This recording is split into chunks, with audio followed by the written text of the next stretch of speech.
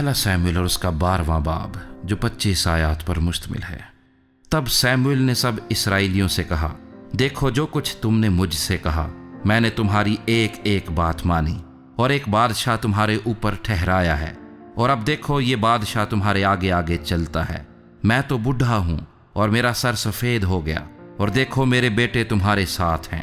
میں لڑکپن سے آج تک تمہارے سامنے ہی چلتا رہا ہوں۔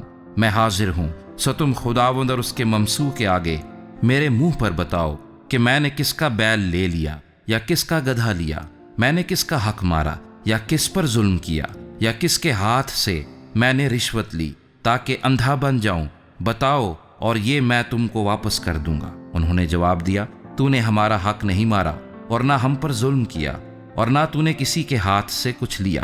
تب اس نے ان سے کہا کہ خداوند تمہارا گواہ اور اس کا ممسوح آج کے دن گواہ ہے کہ میرے پاس تمہارا کچھ نہیں نکلا۔ انہوں نے کہا، وہ گواہ ہے۔ پھر سموئیل لوگوں سے کہنے لگا، وہ خداوند ہی ہے جس نے موسیٰ اور ہارون کو مقرر کیا اور تمہارے باپ دادا کو ملک مصر سے نکال لایا۔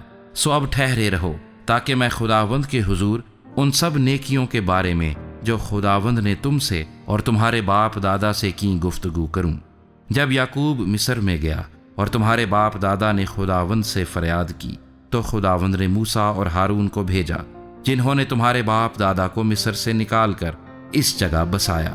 پر وہ خداوند اپنے خدا کو بھول گئے، سو اس نے ان کو حسور کی فوج کے سپہ سالار رسیسرا کے ہاتھ اور فلسطینیوں کے ہاتھ اور شاہ مواب کے ہاتھ بیچ ڈالا، اور وہ ان سے لڑے۔ پھر انہوں نے خداوند سے فریاد کی اور کہا کہ ہم نے گناہ کیا، اس لیے کہ ہم نے خداوند کو چھوڑا اور بالیم اور استارات کی پرستش کی۔ پر اب تو ہم کو ہمارے دشمنوں کے ہاتھ سے چھڑا تو ہم تیری پرستش کریں گے۔ سو خداوند نے یربال اور بدان اور افتح اور سیموئیل کو بھیجا، اور تم کو تمہارے دشمنوں کے ہاتھ سے جو تمہاری چاروں طرف تھے رہائی دی، اور تم چین سے رہنے لگے۔ اور جب تم نے دیکھا کہ بنی یمون کا بادشاہ ناحس تم پر چڑھ آیا، تو تم نے مجھ سے کہا کہ ہم پر کوئی بادشاہ سلطنت کرے، حالانکہ خداوند تمہارا خدا تمہارا بادشاہ تھا۔ سو اب اس بادشاہ کو دیکھو جسے تم نے چن لیا اور جس کے لیے تم نے درخواست کی تھی۔ دیکھو خداوند نے تم پر بادشاہ مقرر کر دیا ہے۔ اگر تم خداوند سے ڈرتے اور اس کی پرستش کرتے اور اس کی بات مانتے رہو اور خداوند کے حکم سے سرکشی نہ کرو، اور تم اور وہ بادشاہ بھی جو تم پر سلطنت کرتا ہے خداوند اپنے خدا کے پیرو بنے رہو تو خیر۔ پر اگر تم خداوند کی بات نہ مانو بلکہ خداوند کے حکم سے سرکشی کرو، تو خداوند کا ہاتھ تمہارے خلاف ہوگا جیسے وہ تمہارے باپ دادا کے خلاف ہوتا تھا۔ سو اب تم ٹھہرے رہو اور اس بڑے کام کو دیکھو جسے خداوند تمہاری آنکھوں کے سامنے کرے گا۔ کیا آج گیہوں کاٹنے کا دن نہیں؟ میں خداوند سے عرض کروں گا کہ بادل گرجے اور پانی برسے، اور تم جان لوگے اور دیکھ بھی لوگے کہ تم نے خداوند کے حضور اپنے لیے بادشاہ مانگنے سے کتنی بڑی شرارت کی۔ چنانچہ سیموئیل نے خداوند سے عرض کی، اور خداوند کی طرف سے اسی دن بادل گرجا اور پانی برسا۔ تب سب لوگ خداوند اور سیموئیل سے نہایت ڈر گئے، اور سب لوگوں نے سیموئیل سے کہا کہ اپنے خادموں کے لیے خداوند اپنے خدا سے دعا کر کہ ہم مر نہ جائیں، کیونکہ ہم نے اپنے سب گناہوں پر یہ شرارت بھی بڑھا دی ہے کہ اپنے لیے ایک بادشاہ مانگا۔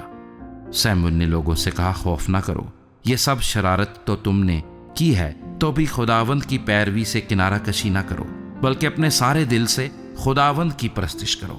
تم کنارہ کشی نہ کرنا، ورنہ باطل چیزوں کی پیروی کرنے لگو گے جو نہ فائدہ پہنچا سکتی نہ رہائی دے سکتی ہیں، اس لیے کہ وہ سب باطل ہیں۔ کیونکہ خداوند اپنے بڑے نام کے باعث اپنے لوگوں کو ترک نہیں کرے گا، اس لیے کہ خداوند کو یہی پسند آیا کہ تم کو اپنی قوم بنائے۔ اب رہا میں، سو خدا نہ کرے کہ تمہارے لیے دعا کرنے سے باز آ کر خداوند کا گناہ گار ٹھہروں، بلکہ میں وہی راہ جو اچھی اور سیدھی ہے تم کو بتاؤں گا۔ فقط اتنا ہو کہ تم خداوند سے ڈرو اور اپنے سارے دل اور سچائی سے اس کی عبادت کرو، کیونکہ سوچو کہ اس نے تمہارے لیے کیسے بڑے کام کیے ہیں۔ پر اگر تم اب بھی شرارت ہی کرتے جاؤ تو تم اور تمہارا بادشاہ دونوں کے دونوں نابود کر دیے جاؤ گے۔